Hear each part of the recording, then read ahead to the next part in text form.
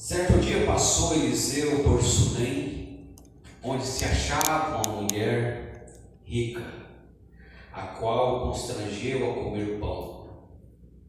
Daí todas as vezes que passava por lá, entrava para comer.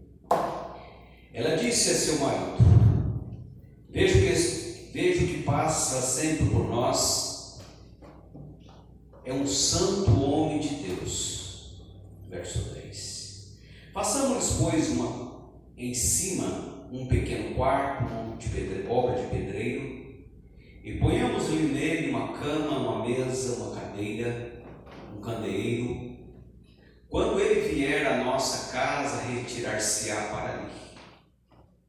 Um dia vindo ele para ali, retirou-se para o quarto e deitou.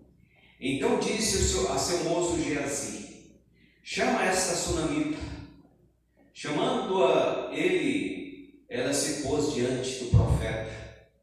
Este dissera ao seu moço: diz-lhe, eis que tu nos tem tratado com muita abnegação, que se há de fazer por ti? Haverá alguma coisa de que se fale a teu favor ao rei ou ao comandante do exército? Ela respondeu: habito no meio do meu povo. Então disse o profeta: que se há de fazer por ela? Geazi respondeu: ora, ela não tem filho e seu marido é velho. Disse Eliseu: chama. Chamando ele, ela se pôs à porta. Disse o profeta: por este tempo, daqui a um ano, abraçarás um filho. Ela disse: não, meu senhor, homem de Deus, não mintas a tua serva. Concebeu a mulher e deu à luz a um filho no tempo determinado, quando se fez um ano, quando, segundo Eliseu lhe dissera. Tendo crescido o menino, saiu certo dia a ter com seu pai, que estava com os segadores do campo, E disse a seu pai: ai minha cabeça. Então o pai disse ao seu moço: leva-o à sua mãe. Ele o tomou e o levou à sua mãe, sobre cujos joelhos ficou sentado até ao meio-dia e morreu. Subiu ela e o deitou sobre a cama do homem de Deus, fechou a porta e saiu. Chamou a seu marido e lhe disse: manda-me um dos moços e uma das jumentas, para que eu corra ao homem de Deus e volte. Perguntou ele: por que vais a ele hoje? Não é dia de festa, da lua nova, nem sábado? Ela disse: não faz mal. Então fez ela abaldar o jumento e disse ao moço: guia e anda, não te detenhas no caminho, senão quando eu te disser. Partiu ela, pois, e foi ter com o homem de Deus ao monte Carmelo. Vendo-a de longe, o homem de Deus disse a Geazi, seu moço: eis aí a sunamita. Corre ao seu encontro e diz-lhe: vai tudo bem contigo? Com teu marido, com o menino? Ela respondeu: tudo bem. Chegando ela, pois, ao homem de Deus ao monte, abraçou-lhe os pés. Então se chegou Geazi para abraçá-la, mas o homem de Deus lhe disse: deixa, porque sua alma está amargurada, e o Senhor encobriu e não mo manifestou. Disse ela: pedi eu ao Senhor algum filho? Não, disse eu. Não me enganes. Disse o profeta a Geazi: cinge os lombos, toma um bordão contigo e vai. Se encontrares com alguém, não saudes, e se alguém te saudar, não respondas, põe o meu bordão sobre o rosto do menino. Porém disse a mãe do menino: tão certo como vive o Senhor e vive a tua alma, não te deixarei. Então ele levantou-se e a seguiu. Geazi passou adiante deles e pôs o bordão sobre o rosto do menino, porém não houve nele voz nem sinal de vida. Então voltou a encontrar-se com Eliseu e lhe deu aviso e disse: o menino não despertou. Então o profeta, chegando a casa, eis que o menino estava morto sobre a cama. Então entrou, fechou a porta sobre eles ambos e orou ao Senhor. Subiu a cama, deitou-se sobre o menino, pôs sua boca sobre a boca dele, e seus olhos sobre os olhos dele, e as suas mãos sobre as mãos dele, e estendeu sobre ele, e a carne do menino aqueceu. Então se levantou e andou do quarto, uma vez de lá para cá, e tornou a subir, se estendeu sobre o menino. Este expirou 7 vezes e abriu os olhos. Então chamou Geazi. Então chamou a Geazi e disse: chama a sunamita. Ele a chamou e, apresentando-se ela ao profeta, lhe disse: toma o teu filho. Ela entrou, lançou-se aos pés dele e prostrou-se em terra. Tomou o seu filho e saiu.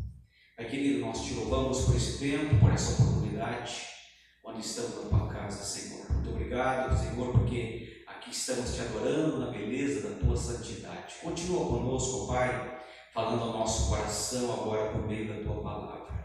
Nós te pedimos, nós te louvamos e agradecemos, Pai, no nome de Jesus. Amém e amém.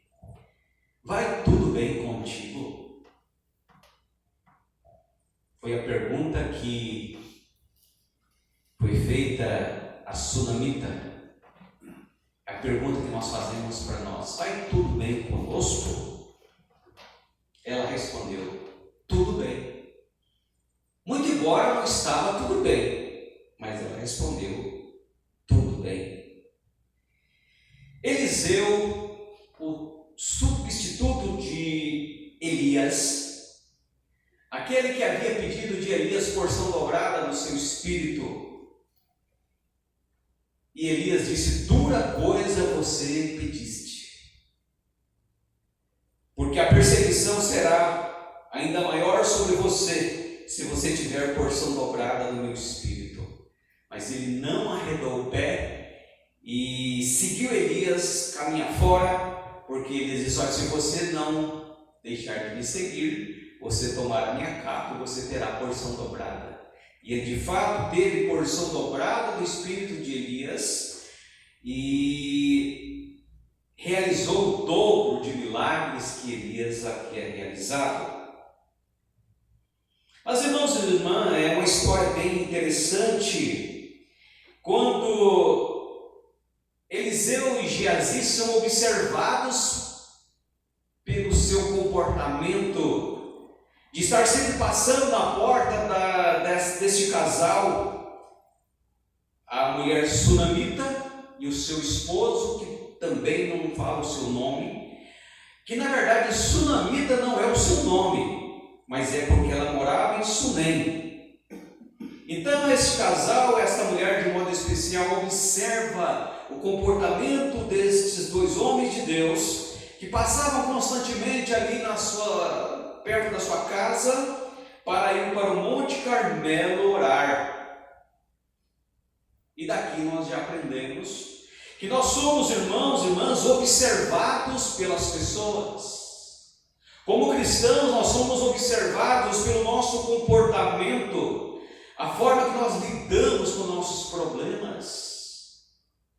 Certa feita, a nossa vizinha disse: eu acho vocês bem interessante, dizendo para minha esposa, que vocês também têm problemas assim como nós, mas vocês não se... diante das dificuldades, vocês enfrentam com normalidade, sem alvoroço, sem barulho, sem brigas, vão resolvendo as coisas, os problemas que surgem, porque todos têm, só muda de endereço. Mas, irmãos, então eles observam o comportamento desses dois homens de Deus, e ela chega à conclusão e fala para o seu marido: vamos fazer aqui em nossa casa um quarto separado, para que quando esses homens passarem por aqui, diante desse sol escaldante, eles possam parar, possam descansar, quem sabe dormir. jantar conosco, almoçar conosco, comer conosco, conforme ela havia feito esse convite para eles já. No verso 8, ele diz: todas as vezes que passava por lá, entrava para comer, ou seja, fizeram amizades com essa mulher. Pelo bom testemunho, pelo bom relacionamento, eles acabaram fazendo amizade com essa família. E é bem interessante que o escritor procura ressaltar, irmãos, que esta mulher não era uma mulher, conforme está nos capítulos anteriores, a mulher que tinha um grave problema quando era viúva e perde o seu marido, que está no mesmo capítulo, no início do capítulo, do verso 1 ao 7, que fala de uma mulher pobre, que tinha uma dívida e o credor queria levar os seus 2 filhos, mas o escritor agora ele passa a falar, depois de falar de uma mulher pobre, ele começa a falar de uma mulher rica.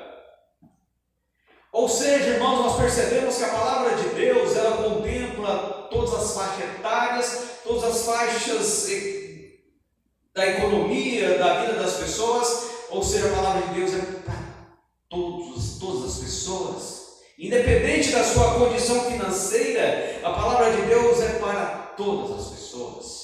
A palavra de Deus não é só para pobres, que não tem um plano de saúde, que não tem um bom emprego, que não tem uma boa moradia. E então pregar promessas, porque Deus vai resolver os problemas sociais dela, vai curar, vai trazer prosperidade. E às vezes a palavra de Deus é pregada simplesmente trazendo promessas materiais. E nós vemos aqui que a palavra de Deus é para todas as pessoas, para ricos, pobres, negros, brancos, homens, mulheres, independente de tudo, a palavra de Deus é para alcançar todos, porque todos os pecados estão fora ou distante do reino de Deus. E eu acho interessante, irmãos, que essa mulher entra na história da salvação não com o propósito de alcançar algum bem material. Isso faz toda a diferença. Quando nós olhamos para a nossa geração, para o nosso tempo, o nosso contexto, quando existem tantas pessoas que decidem caminhar por Cristo, baseados em alcançar degraus na prosperidade, crescer na prosperidade. E não é que Deus não dê prosperidade, Deus dá, mas o fato é que não é a bandeira principal, não é a mensagem central, que Deus prega um Deus que vai dar prosperidade, riqueza, coisa do tipo. Não é a nossa mensagem, não é o centro do cristianismo. Isso pode até acontecer, mas não é a proposta do Evangelho. E esta mulher entra na história da salvação, irmãos, com um sentido muito interessante. Ela entra com um coração, com um desejo de se doar. Ela entra com o propósito de abençoar estes homens de Deus, de abençoar o reino de Deus, de ser útil no reino de Deus. Que comportamento bonito, irmãos, que atitude belíssima desta mulher, entrar na história da salvação para se doar, como que dizendo: olha, o que eu posso fazer por vocês?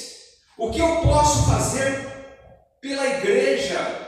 Às vezes as pessoas, via de regra, procuram a igreja procurando o que essa igreja poderá oferecer para mim. O que essa igreja poderá oferecer para minha família, para os meus filhos. E essa concepção, irmãos, ela é muito real. E é por isso que às vezes as pequenas igrejas têm dificuldade em crescer, porque as pessoas olham e falam: essa igreja não tem nada para me oferecer. O que ela tem a me oferecer? Porque as pessoas estão procurando Jesus, Deus, a igreja, com a motivação errada, em querer receber alguma coisa. E o fato é que nós precisamos procurar a Deus, porque Ele já se ofereceu por nós, já deu o que Ele tinha de melhor por nós, e nós temos, irmãos e irmãs, que dar a Ele o que é a nossa própria vai com essa motivação: o que eu posso fazer por vocês? Em contrapartida, Eliseu e Geazi olham para essa mulher e dizem: puxa vida, essa mulher tem tanta bondade conosco, essa mulher é tão bondosa. Verso 13: e disseram ao seu moço: eis que tu nos tem tratado com tanta abnegação, o que nós podemos, mulher, fazer por você?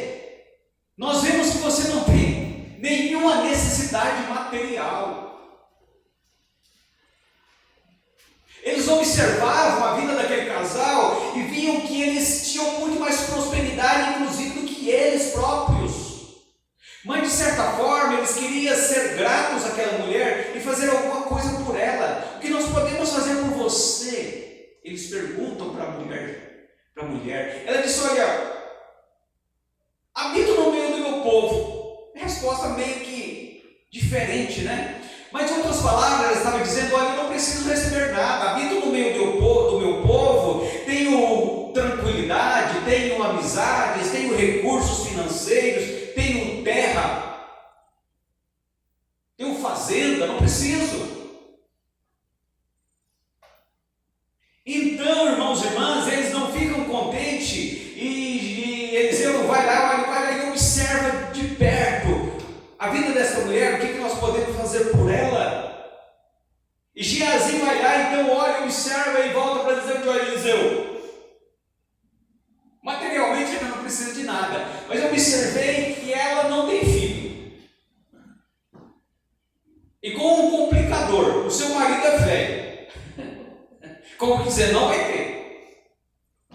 Percebe que interessante? E Eliseu percebe ali naquela situação uma oportunidade de abençoar a vida daquela mulher e chama e diz: olha, daqui a um ano você vai ter um filho. E ela meio que incrédula diz: não minta, pastor, vamos deixar esse negócio para lá, vamos mudar de assunto. E o escritor resumidamente diz lá que um ano depois daquele acontecimento, aquela mulher de fato recebe um filho. Depois de tanta bênção, ela recebe agora um filho, como testemunho de uma mulher abençoada, porque não ter filho, irmãos e irmãs, era sinônimo de maldição. Lembra de Ana? Então Eliseu, vendo aquela mulher, como ela era uma mulher de Deus, disse: essa mulher precisa ter um filho para que ela tire de si esse estigma de mulher amaldiçoada. E ela então é abençoada com esse filho, como testemunho da sua bondade, da sua dedicação ao reino de Deus, aos homens de Deus. E tudo ia muito bem até que este garoto resolve ir com seu pai para a lavoura. E lá, durante o meio-dia, naquele sol escaldante, ele chega para o seu pai e diz: pai, estou com a dor na cabeça. Verso 19. Estou com a dor na cabeça. E o pai diz para o seu moço: leve essa criança imediatamente para sua mãe, para que ela seja cuidada. E resumidamente o escritor diz que a mãe recebe aquele filho em casa, fica ali com ele, certamente cuidando, vendo o que podia fazer por ele. Verso 20. E o menino morreu no mesmo dia. História parecida com Abraão, né? Que não tinha filho, recebe um filho, e daqui a pouco aquele filho é pedido em sacrifício. Mas aqui não há nem ameaça de ser sacrificado, e esse menino já morre. E o que eu quero destacar, irmãos, é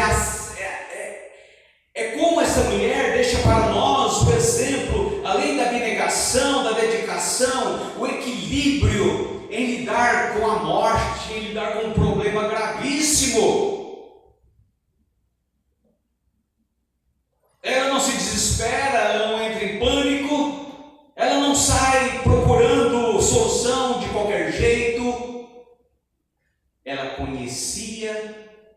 Deus que ela servia. Amém.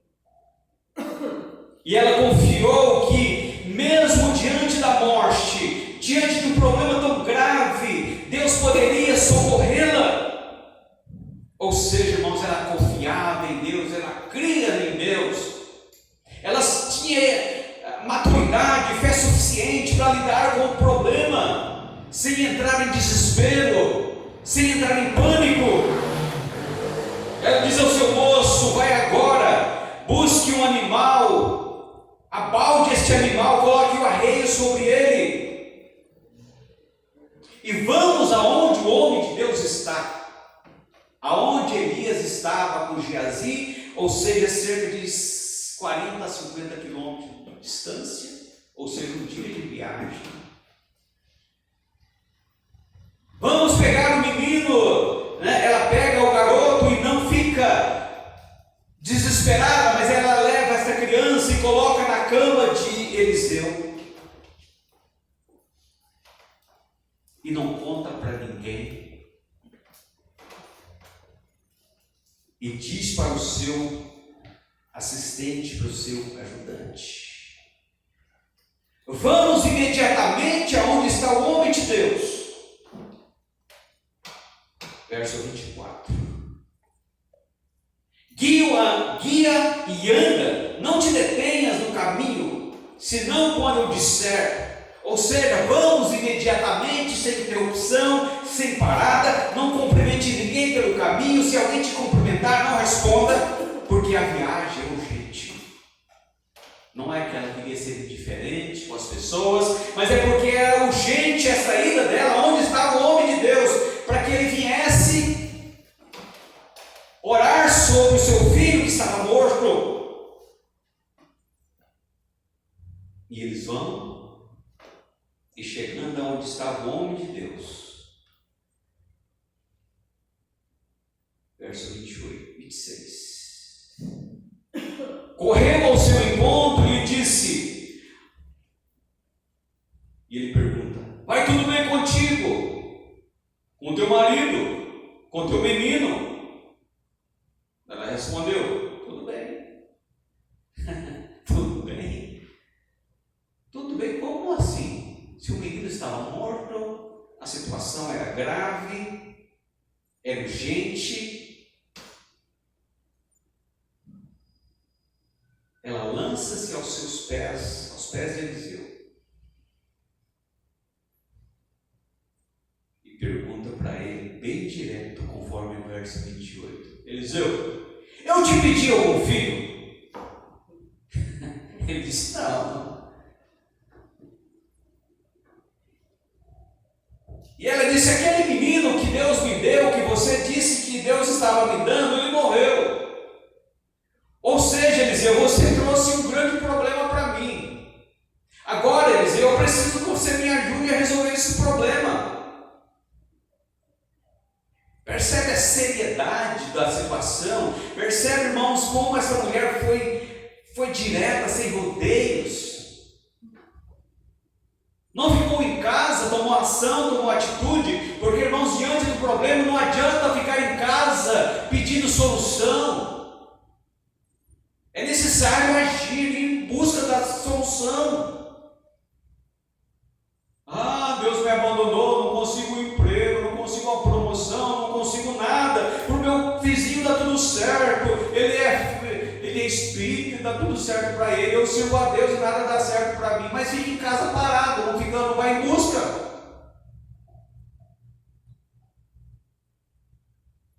Então, irmãos e irmãs, é necessário agir. Mesmo que nós não tenhamos a solução, nós precisamos colocar nossos problemas, nossas lutas na presença daquele que pode. Então, chegando lá, conversa com esses dois homens e Eliseu disse a Geazi: Geazi, a situação é grave. Vai correndo na frente, pegue o bastão, vai na frente, coloca o bastão sobre ele, sobre este menino, para que, quem sabe, ele ressuscite. Eu vou com ela, mas eu vou mais devagar. Eu vou com ela. Você vai à frente. E Geazi correu à frente, levando o bastão de Eliseu. conforme o verso 29. Cinge os ombros como bordão, contigo vai. Se encontrares alguém no caminho, não saltes. Se alguém te saudar, não respondas. Põe o meu bordão sobre o rosto do menino. E ele fez isso, correu à frente, colocou o bastão, o bordão sobre o rosto do menino, e nada acontece. Porque ele tinha o bordão, mas não tinha o poder de Eliseu. Não basta ter o bordão, tem que ter a comunicação, tem que ter, irmãos e irmãs, a conexão com Deus. Não adianta querer fazer milagre com chapéu alheio, esmola com chapéu alheio. Tem que ter comunhão com Deus, porque senão nada adianta. Não adianta ficar com a Bíblia aberta no Salmo 91 até ela partir ao meio.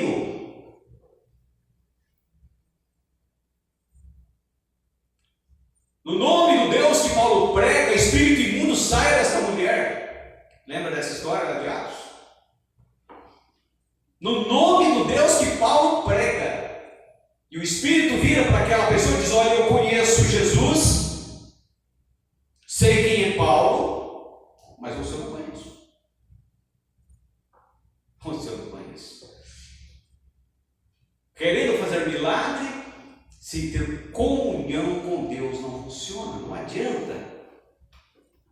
Deus tem compromisso com a sua palavra, com as pessoas que tenham comprometimento com Ele. E Geazi volta correndo, encontra com os dois ainda pelo caminho e diz: olha, nada aconteceu. O menino continua sem fôlego. Nada resolveu. E a mulher disse: olha, Eliseu, eu não abro mão. Você que orou a Deus para me dar este menino, agora, Eliseu, você vai comigo, continua indo comigo. E Eliseu chega lá e vê essa situação, e ele tem aqui um comportamento bem diferente. Chegando lá, entra no quarto, vai onde esse menino estava, deita sobre ele, para aquecer o seu corpo, e o menino então recebe a vida novamente. Ele é ressurreto, porque o homem de Deus chegou, a situação de fato foi resolvida. É Deus agindo, irmãos, quando nós temos fé, quando nós não desistimos, quando nós não paramos, mesmo que a solução seja para nós impossível. Mas quando nós cremos, de alguma forma, Deus vai nos socorrer. Esse é o Deus que nós servimos. Os problemas vão existir. Se você continuar lendo o livro de Reis, você vai chegar no capítulo 8, quando esta mulher é obrigada a deixar a sua casa, a sua fazenda, o seu território, e é levada para o território dos filisteus, fica ali 7 anos por conta da fome, e quando ela volta, depois de 7 anos, a sua fazenda havia sido invadida, não tinha mais casa, não tinha mais nada. Eu quero simplesmente pensar com os irmãos e a irmã. Servir a Deus não é garantia que nós vamos sempre estar em cima, acima do bem e do mal, protegidos numa redoma de vidro, guardados intocáveis. Jesus disse: no mundo tereis dificuldades. Irmãos, vales e montes, dias bons e dias maus. As pessoas gostam de dizer o versículo de Filipenses 4: posso todas as coisas naquele que me fortalece, e de fato podemos. Mas esquecem de ler os versos anteriores, quando Paulo diz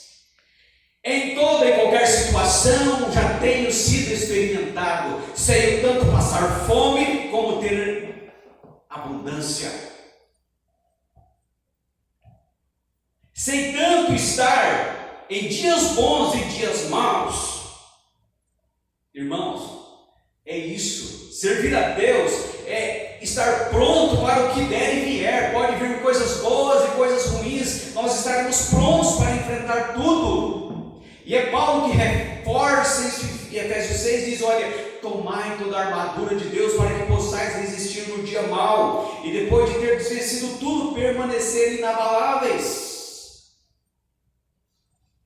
E essa mulher volta para a sua terra, no capítulo 8, e no verso 6, eu acho muito interessante quando o rei determina.